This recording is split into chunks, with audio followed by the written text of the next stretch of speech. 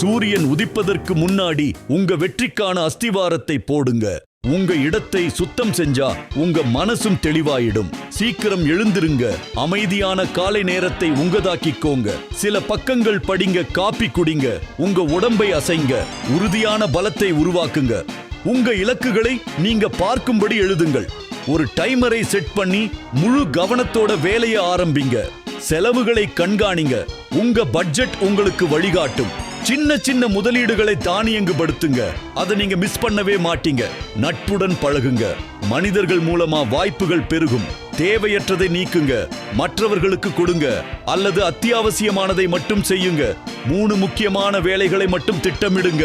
அதிகமும் வேண்டாம், குறைவும் வேண்டாம். சின்னதா ஏதாவது ஒன்னை உருவாக்குங்க. முழுமையடைவதை விட முன்னேற்றம் முக்கியம். நாளைக்கு ஆரம்பிக்கிறதுக்கு உங்க மேசையை தயார்படுத்துங்க. கவனச்சிதறல்களை குறைங்க. உங்க போனை தூர வைங்க.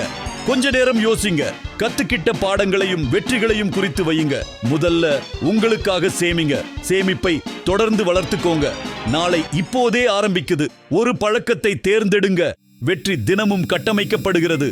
மேலும் குறிப்புகளுக்கு பின்தொடருங்கள்.